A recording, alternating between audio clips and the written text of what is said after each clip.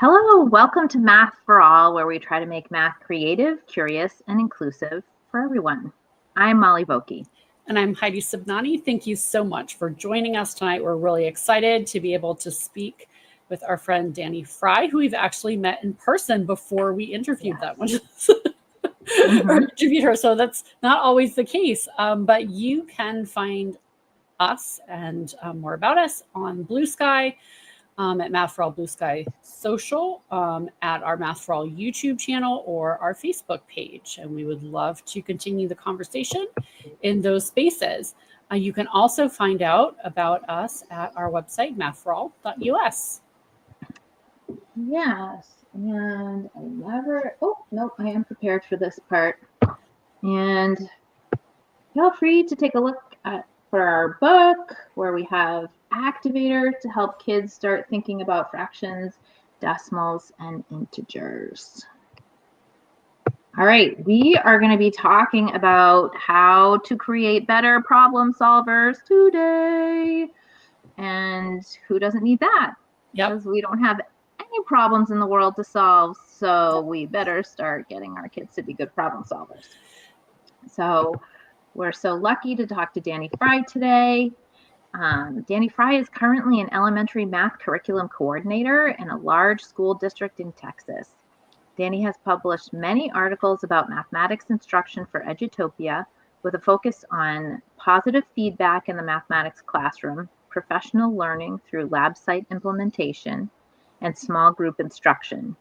Currently, she is working on her doctoral degree in curriculum and instruction and writing a book about math problem solving and small group instruction. So obviously she doesn't actually sleep. So let's talk to her. Hello, welcome. Oh, we have a sound problem, so we might have to try that again. Oh, I'm so sorry. There we go. It helps if I unmute. You know, I'm out of the COVID era, and so yeah, we're all out of practice. It's all good. Yes. Oh my gosh. Well, we're so happy to see you. No, it's so good to see you guys again. I know. We always love to start with this question because it lets everybody know a little bit more about you. We had heard about you before, and that's one of the reasons we went to your talk at the joint NCTM-NCTE conference last year in New Orleans. But maybe not everyone else has had the opportunity to learn about you. So why don't you tell us, what is your math story? Yeah, so what's so interesting, I loved math as a kid. And then whenever I went to college for business administration. And then I went to work in the business world and in banking because I did love math so much. But then I had my kids and I just loved watching them learn. And so I went back to school to be a teacher. And I actually loved the literacy side of things. And so I started teaching upper grade literacy and social studies, and I loved that. But then all of a sudden there was a need for a math and science teacher. And so I switched back and forth every year, whatever was needed. I would be the one that ended up teaching that. And that just made my background knowledge with problem solving so much deeper and kind of has brought me to like where I am today with how that we really have to embed a lot of reading strategies within math. And that literacy is so important across all content areas.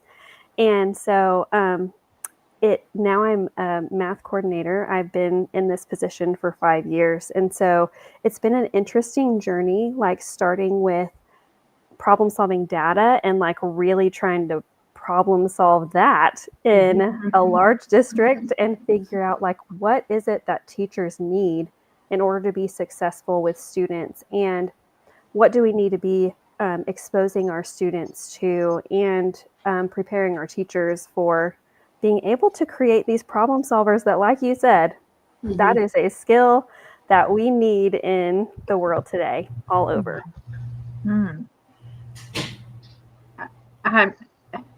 have you ever slept in your whole life? Because I feel like your story just was like, and so while I was having my 27 children, then I was in school at the same time because I already had my other degree. What's going on with you? Do you not need sleep? Are you a bat? I really get bored easily. And so I like to keep myself super busy. And what's interesting is that I never really stayed in a position for a super long time until I got to this one. And now there are so many problems to solve. Yeah. And every day is so different. And so we have 44 campuses that I support in my district. And so it is just like every day is a new day. Yeah. And every day is supporting different teachers at different campuses with different problems and different students. And so, wow. Yeah. 44. Mm-hmm. And you're elementary focused. Yes. Yeah. So 44 elementaries. 43 elementaries and 1 intermediate campus. Wow. That's incredible. How many students is that? It's about 28,000.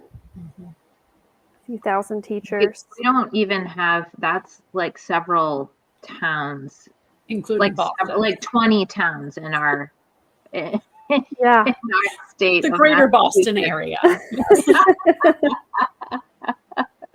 Wow, that's incredible. Incredible. Yeah, so we want to get right to this because we can agree like on we get bored, and that's why we do what we do as well. So we are in lots of different places solving lots of different problems at different times. But this is such a critical component, not only of literacy land, but of math land, and how we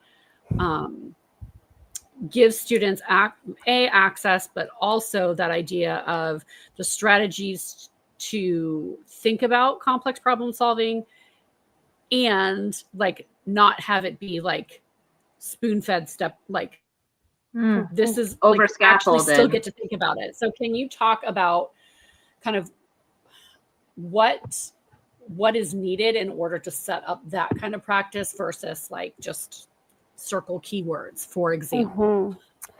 Yeah, and I feel like there are so many layers to this too, because as I found in this position, it's not just about like how the students are learning or what they're exposed to or what the teachers are saying. It's also just about how the curriculum is set up and what teachers have access to and how the brain learns. Like there are so many different layers.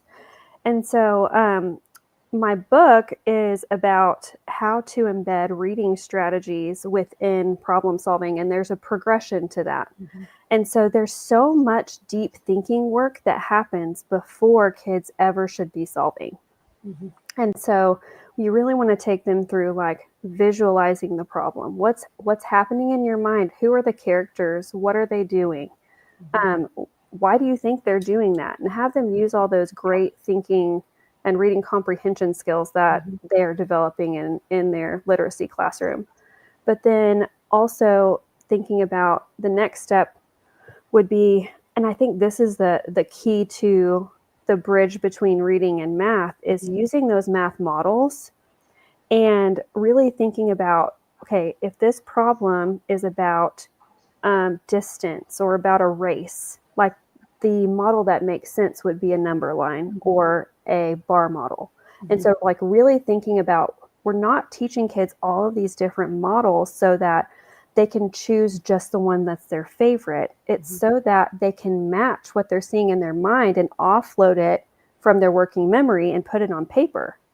And so when they do that, then they don't have to think about the problem as much anymore. And they have this guide that's going to help them to then access the math and what to do with it. And so after that, it's like, then they can kind of see at a glance, here's how my parts and my wholes go together and what this looks like so that I can choose a strategy. But before they do that, like we want them to even think, okay, what's the question? Let's pay attention to that. What is this asking us to find? And then even some of the little nuances that aren't necessarily specifically math or reading related, but like, is their work organized? Do they have a spot for each of their 3 steps? Are they even, sometimes, they're all over the page, and most of our high mathematicians or our mathematicians that are like always thriving in the classroom, a lot of the times they can be unorganized. And so teaching them some strategies to be able to be organized so they don't make simple mistakes.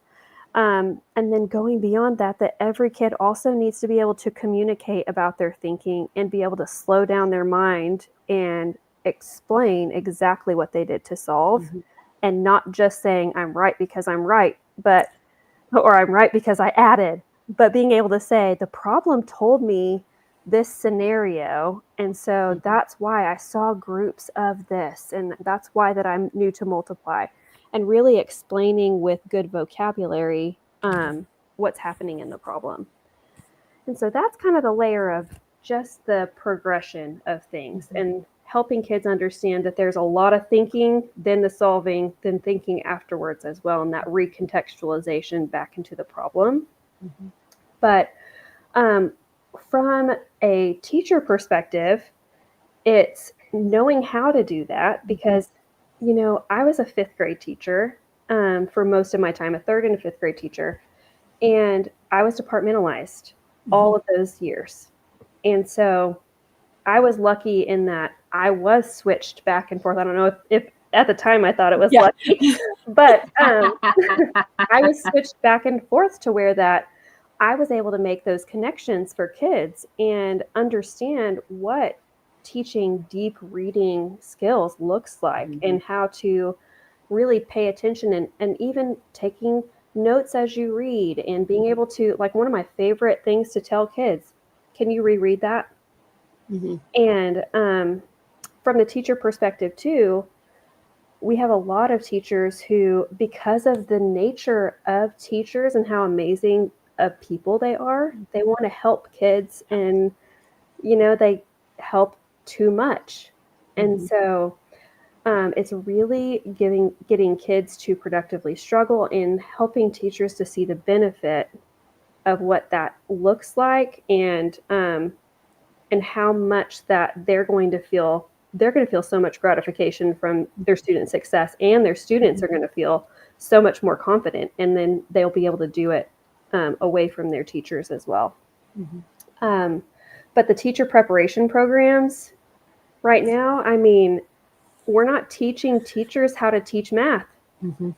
And so I think that's a large piece of it. We also have a teacher shortage, and so a lot of teachers are coming in from alt-cert programs, which I'm not ever turn away somebody who wants to be a teacher, but they haven't even done student teaching. And so that just adds another layer of, the only example that they've seen is really when they were in school. Right. And then the last thing I want to talk about is just that, like, the way that curriculum is structured, being able to help teachers to understand, or have them not even have to think about it if the curriculum is structured correctly, to where that there's spiral already built in for kids of the most important standards. We cannot expect kids to be taught something over the course of a couple of weeks and then remember it forever. The brain doesn't learn that way, and we're not telling the brain that it's important if we're not coming back to it. And structuring assessments to where that there's interleaving, and that they have different concepts on their assessments, to where that they're having to do that retrieval practice for all those different concepts, and that problem solving aspect is there. Because if we have a title on a page that says addition and subtraction problem solving, like, I can't tell you how many times, and even maybe as a teacher, I probably had the same thing. It's like, here's your independent practice on fraction, or adding fractions, and then they don't have to think. Right. I can just pluck these numbers out and add them. Like, done. No thinking. So, and making sure that there are assessments that are to the appropriate rigor, and that kids are having to really prove all of their thinking and see showing their work not as just something because my teacher says I need to show my work, but like I think we also need to help teachers and kids understand how their brain is working during that time. And it's like your working memory can only hold so much. And so we're not saying to do it just because we want you to do it. It's so that you can then have more space to think. So anyway, that's a little short synopsis of what I feel like are some of the issues with helping kids to be really good problem solvers. Those are also very real. And I'm wondering if maybe you could break down one of those and tell us what the heck we can do. Well, for one, when my book comes out, one thing that sometimes I get frustrated whenever books come out is that there's not something that I can take and immediately implement from it. And it's a lot of theory, or here's what you should do, but like not necessarily a way to do it, or it's going to take me a long time to be able to do that myself. So I do have lessons for all of the teach points within the progression that I'm providing. So there are like 25 lessons just for that. But then also, I think we need to teach kids about productive struggle and growth mindset and go back to those types of things as well, bringing kids into the conversation to own their learning. So there are lessons in there for that as well. And even so, like that's the aspect of just like being able to have something to do with kids. Can I just ask a question about that? Because I feel like a lot of people, when they learn about growth mindset, they, get so excited and they start doing it presumably at the beginning of the year. And in September, we're really emphasizing all this growth mindset stuff. And then it's October.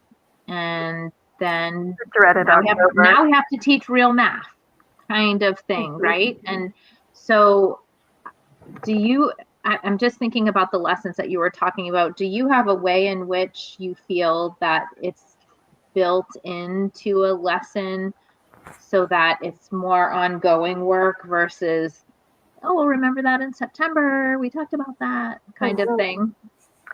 Yeah, I think that those are conversations and data points that teachers should be taking all year long, and that any of the lessons that I'm including really should be used at any point that something surfaces that a kid might need. So, I mean, there's even a lesson about being able to take a break and just knowing like what's happening whenever you get up and get your blood moving, and that it sends oxygen to your brain. And just whenever you're observing these things happening in kids, that it's like, okay, now I'm going to go ahead and make a group of these kids that need it, and at that point respond, and just making sure that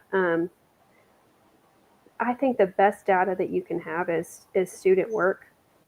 And I think student work is what really tells the story. It's not numbers within a spreadsheet. And I mean, that can be where you start, but you got to really peel back the layers and really figure out what kids actually need. And I think that even within student work, you can be able to see when kids are frustrated and when they're not completing everything. Like those are times where that, I think sometimes teachers just need the permission to be able to pull a small group on something that's not math. And to see the value in that and how much benefit that they're going to get from that by taking the time to embed that throughout the year and to confer with kids about what they're struggling with, whether that be a behavior that's toward learning or behavior towards a specific math concept. So I'm wondering, and this kind of goes along with that. So I think sometimes the pushback is like, well, Dani, when am I going to put that in? because I have to get through whatever it is. And when we were all together in New Orleans, that was one of the things you talked about, like doing that in small group, breaking it down into bite-sized chunks. And I think that makes it so much more manageable. Could you talk about that a little bit and how that you can do those two things at once? You can address the math concept in a small group, but also work on problem solving. So it's not like you're stopping your curriculum and doing this other thing. Can you talk a little bit about that? Yeah, I think that sometimes we forget that the process standards are within all content standards. And so you have to address them together, teach them together, address them together. But I think one of the most powerful things that helped me change my mindset was I used to get real antsy, like at the end of a cluster, whenever kids weren't mastering things. And, that might be whenever some quick fixes are thrown in because you want kids to do well on their end of cluster assessment. And my principal was like, well, why do they have to master it right now? And I was like, well, because we're ending the cluster. And she's like, yeah, but that's why we teach math workshop, because they don't have to master it until the end of the year. And it just let me feel this sense of relief that, like, I know some kids aren't ready to master it right now. And so that's where that curriculum piece comes in, and your assessments, where that, like this last year, Katie and I, she's my partner, we came up with assessments for our teachers, and we strategically spiraled all of our most essential content for them. And so we didn't give them one for every week, but about every other week. And then they're very open-ended. And then there's a checklist for the kids to say that they did, like they did a model. And it could be specific or not, that they labeled the context, that they solved it correctly, that they wrote an answer statement, that they justified. It could be a lot of different things. But we spiraled all of that in so that it automatically then shoots them to this other document that tells them, like, okay, if a student didn't do well on this, here's a lesson. And just to take some of that thinking work out for them. But that way, they're automatically seeing all of those most important standards, which are usually the heavy hitter problem solving standards all year long. And then they're able to immediately respond to exactly what kids need. And one of our writers, she even came up with this amazing spreadsheet. And if you guys want to see it, if anybody who's watching this wants to see it, absolutely. But it has the teach point. So, like, you could do this easily yourself, but for any assessment, let's say that, okay, I'm going to anticipate what the students are going to mess up on this problem. So I'm going to go ahead and solve it myself. I'm going to anticipate I'm going to end up having a group about regrouping across zeros. I'm going to have a group about visualizing. I'm going to have a group about solve the first step, but not the second step. So these are my groups, and I can go ahead and think through like what my lessons are going to be. But then whenever I'm looking through my student work, if I have this checklist has a list of my students, and then it has each of those teach points in a column. And then you check if the kids did not do it well and that you need to pull them in a group. And then poof, you have all your groups from that one problem. And I always tell teachers too, like, don't take more data than you're going to be able to respond to. Yes. And you might give an assessment with four. I suggest not giving more than 4 or 5 questions. And then you can give points based on every one of those behaviors. And then you don't have to worry as much about, like, well, but I don't want to take off 25 points for if they get it wrong. No, we have to give kids credit for where they're doing things right. And then it helps us to see exactly where the breakdown is. Because a lot of kids, we have 2 buckets. We have problem solving behaviors and we have computation. And a lot of kids can do the computation, but not the problem solving. And then a lot of kids can do the problem solving, but not the computation. And a lot of the times we're giving kids more credit for being able to do the computation Mhm. whenever really the heavier hitter thinking Right. is going to be the problem solving kids. Yep. So it's like you just analyze one problem and you've got groups that are going to run themselves for over a week. Mm-hmm. And you might even have to do those lessons multiple times for those Mhm. kids, especially if it's a problem solving standard. I might need to do visualizing with my kid several times before that they're going to move on to the next part of the progression. But Mhm. what's great about this progression though too is that like if I know I have a group of kids that's starting in visualizing and there Yeah. are 5 phases, that then I'm going to take data on them like as long as I'm taking data on all my other kids too, but Right. I can just progress them through. I don't really have to have new data all the time because I'm Right. seeing them all the time, and that is me collecting data too. So it gives a system for being able to give that targeted instruction for problem solving whenever I feel like it used to be very gray. And Mhm. I've done so much work on campuses with teachers to where that we have tried so many things and have come up with like these very targeted teach points that are working for kids. And so yeah, I think I answered your question. Yes, you did. I get off on a tangent, man. I could talk about math for hours. So Oh, well, we are the same. We are Yeah. the same. I thought about a question like 2 minutes ago, and now I cannot even think about what it was.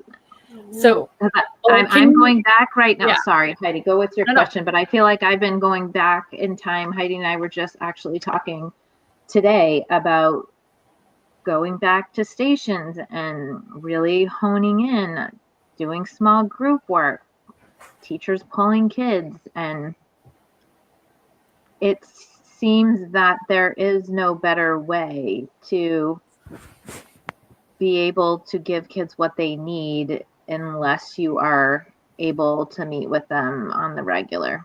Mhm.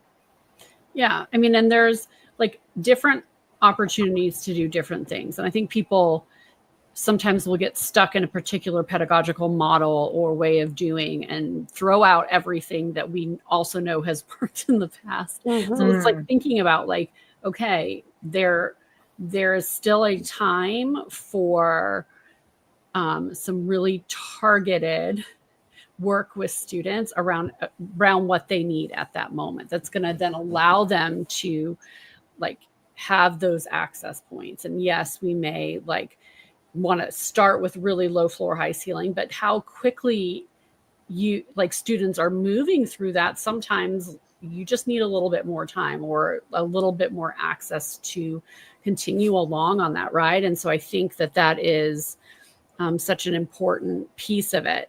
Can you talk about like the other pieces of that progression? So visualizing is one you've mentioned a couple of times. Can you kind of talk about some of the others? And I know all of this will be in the book, but just to give them a little bit of a summary.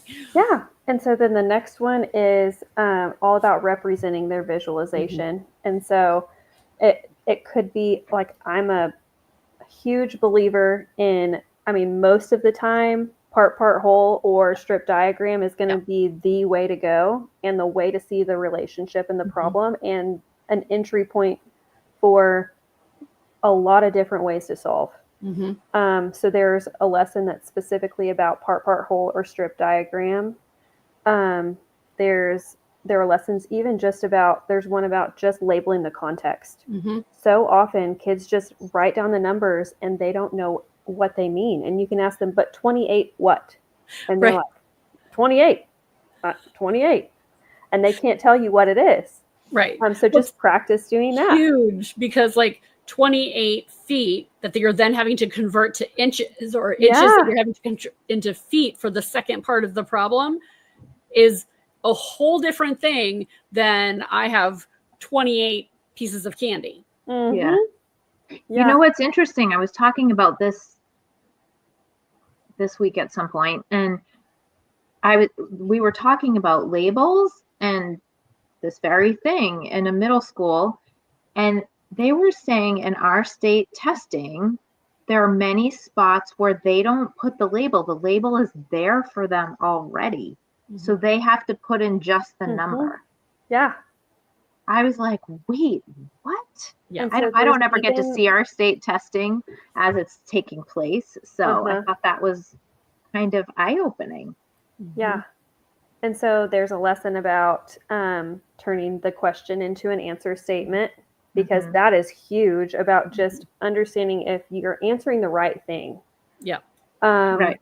There's one about setting up a workspace so that you're paying attention as you read as a mathematician, and that you're numbering how many steps, where do you notice that there's a bend, and then making a spot to work out your work for each step, just so that you don't forget to do anything. There's one. Can I interrupt for 1 second? Yeah. It seems like even just having these lessons that are geared towards the things that everybody expects kids to be able to do, but often they don't do, is creating kind of a level of perseverance that is what is needed in problem solving, right? I mean, we also have to create that by having them solve problems, but it almost feels like these lessons are like creating patient problem solvers. I don't know, I'm stealing that from Dan Meyer, but like, anyway, something I was thinking about. I think sometimes we have a lot of assumptions about what kids can do, but or what they should do. But whenever you actually stop and you're like, no, today I just want you to predict about what you think a logical answer would be. And it just takes so much more brain power, because solving would give them almost certainty, but it's like, no, I don't want you to do that. I just want you to think about what is logical, because that is a real life skill. And you need to be able to, after you solve, be able to think about, like, if a cashier says that you owe them $300 for like a couple of shirts, like, you should question that. You should think about if that's reasonable. And then also just those are all kind of along the way, organizing their work with a graphic organizer. And then the justifying piece, just taking the time to scaffold that a little bit so that they can really, like, it's almost like a claim evidence reasoning. Like, the claim is, here's my answer statement. This is what I'm saying the answer is. And my evidence is coming in with the problem said this. And so that's why I solved it. And then your reasoning behind how that you know that your math is correct. But adding in, I feel like most of the time when I work with students, that reading context is what's missing. It's like they might even be able to explain their mathematics computation beautifully, but they forget to add in any of the context. And it's like, that's just being able to communicate. Like, why did you think that? And so it's just blending the two subjects and pushing all kids. Because I think too, sometimes we think that our kids who are really good at math solving shouldn't, like, we'll give them the opportunity to justify. But justification is for all kids, and all kids need to be able to write about their thinking. And like, we send really complex emails all the time, like as educators, and like, no matter what job that you're in, or even having family problems and fights within your family, or anything like that, it's like, you need to be able to communicate really well. And I think sometimes it's forgotten within communities, and like, whenever people are talking about, like, we hate new math, it's like, oh my word, I know. All the time. The other day, How is it still new? How is it still new? I had COVID last week, and while I was getting my COVID test, the guy made me sit there and debate with him about new math. And I was like, you're not going to win. Like, I don't want to talk to you about this right now. But I think that we just need to remember, like, people just need to remember, like, what are schools for? Like, we're creating what society needs. Mhm. And we're teaching math in a way that creates what society needs, and that we need people to be able to think and have that human element, Mhm. where we have a lot of machines and a lot of computers that can do what humans used to be able to do, and we just need a different skill sets than what we used to need. Mhm. And it's really Yes. cool to watch kids do it. Yeah. It's Absolutely. so awesome when kids have like a revelation. Mm-hmm. I mean, they get so excited, and that in turn makes people around them excited. And who doesn't want to see kids excited about math? Yeah. Mhm. Oh Yeah. my God. I mean, it's huge, giving them the opportunity to find success in that as well. I was just, working with some teachers this week, and they were like, I've had to come find you. Like this, it was so amazing. And I'm like, absolutely. It's little tweaks that we're making and the work that we're doing in Mhm. order to allow for students to really think about and have the space and to think deeply about problems. And Mhm. sometimes that is missing in the work that happens.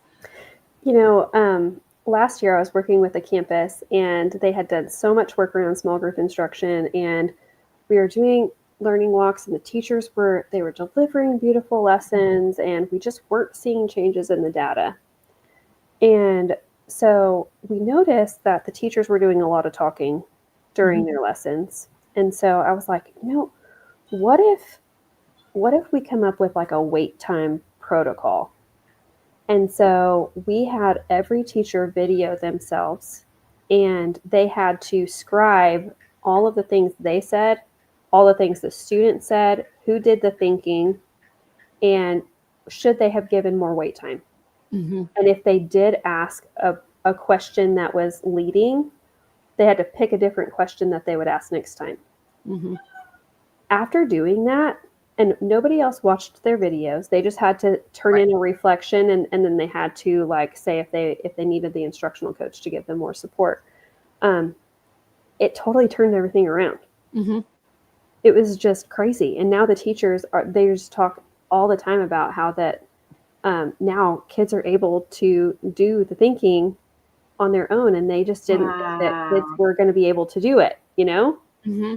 Wow. But what an incredible process that, I mean, private still for them, Mm-hmm. and they still were able to see that they were talking too much. Mm-hmm.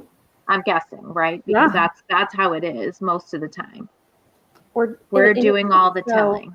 it's so eye-opening whenever you hear and see Mm-hmm. how much that you're talking. And I mean, I catch myself all the time. I'll be like, I shouldn't have done that. And I'll tell the teachers I'm working with, I shouldn't have said that. But this is what I would say next time. Mm-hmm. But you just want to say, like, if they're so close, you just want to give them that nudge. And it's like, it's so much more powerful whenever they come to it themselves. And usually they do. Mm-hmm. Right. It's learning patience, and also recognizing the value in students having their own sense of autonomy over their work, and not expecting yourself to be the expert in the classroom. Well, and not taking it personally Yeah. when kids don't get it right then. Yeah. Because it's not a judge on how good of a teacher that you are. Some kids, I was at camp last year, and I saw there was a neuroscientist there, and he had sessions all day, and I swear he changed my life. But just thinking about how that kids learn, and he was talking about how that it takes, like, and I may be saying this a little bit wrong, but 3 to 5 episodes of learning Mm-hmm. to be able to make that into a larger compact memory. Mm-hmm. And so it just made me think about how that, we get all these kids from all different backgrounds Mhm. and from different schools and different home lives. And it's like, how many times have they been exposed to what you're saying? They might Mhm. need more times of exposure. And he was talking about how that kids need to be able to sleep in between those episodes of learning. Mhm. And so we've been seeing teachers, we do workshop, and when they teach their mini lesson, it's like they see kids not master it. And so then they immediately pull those kids to the teacher table and try and get them to master the content from the mini lesson. And so that was one of the biggest things of buy-in that I've used with teachers is like, Mhm. no, they have to sleep in between. Mhm. I told this teacher this one day and she goes, that makes so much sense because I'm a dancer and sometimes I just cannot get a routine and I just say I need to sleep on it. And the next day I can do it perfectly because you don't even realize that your brain's processing in the meantime. Mhm. So kids might even learn it without even having to have any more instruction Yeah. before the next day.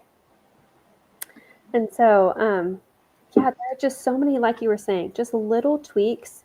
If we know the things that we're looking for and teachers know why we're telling them to do certain things, because a lot of the times, just like with kids, we tell them to do something, but they want to know the why, or they're going to fight back, or some certain kids will. Like teachers want the same thing. Mhm. If I'm telling you to do workshop and I'm telling you to not pull the same kids, they just want to know why, because Mhm. it's their classroom and they may feel that it's working. But if you can tell them, you know what, these kids might learn it by tomorrow Mhm. just by sleeping. Right. Well, Yeah, but and oh, sorry. Go ahead, Moss. well, I just feel like too that you can't say enough what you said earlier.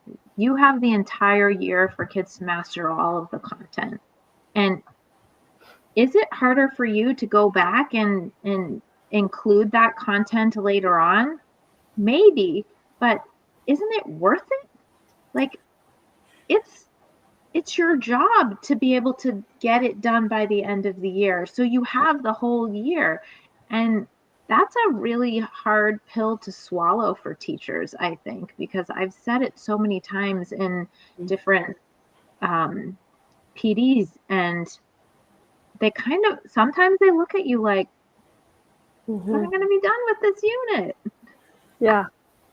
Right. But it's only December and June is not for 6 months. Well, So we were even talking about how that, like, some of the tweaks that we're going to make for next year, we were like, okay, we're saying we need to spiral things, but like also the stuff that's taught at the end of the year Mhm. has to be spiraled too. Mhm. So we're yes. like, okay, so now we need You mean to geometry, uh-huh, measurement, geometry, measurement, data analysis. time, Yeah. data? Uh-huh. Yeah. So I'm like, we could put some data analysis and some more perimeter and area and all of that throughout the beginning of the next year, but from the prior grade level Mhm. to have that retrieval practice. Mhm. Mhm. I And was so, just talking about the same thing last week. Teachers setting up a time in June to plan out their year, like something happening every week so that they have that spiraling and that pre-teaching. I yeah. don't know. Yeah. Well, and I think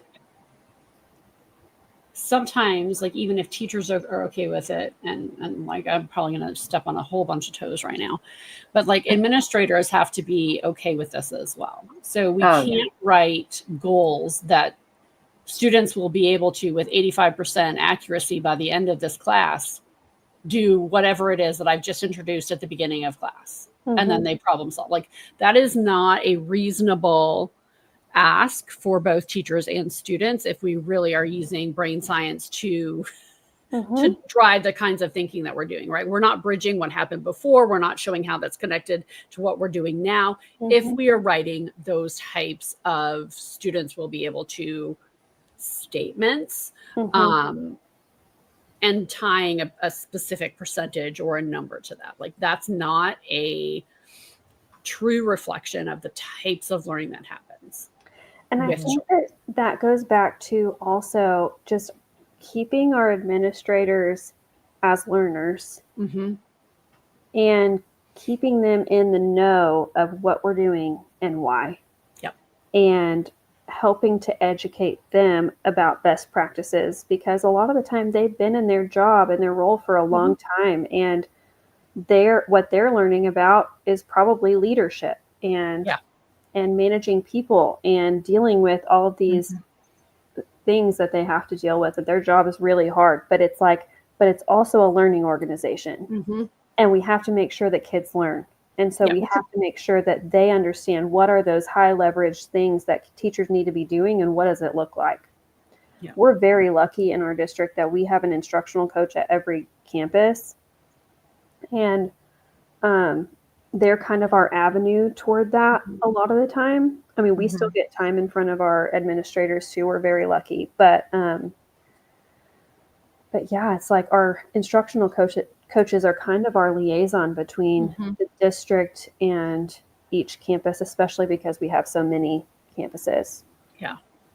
Yeah. Holy. Well, done. We created all the problem solvers that we need in the world, so that's perfect.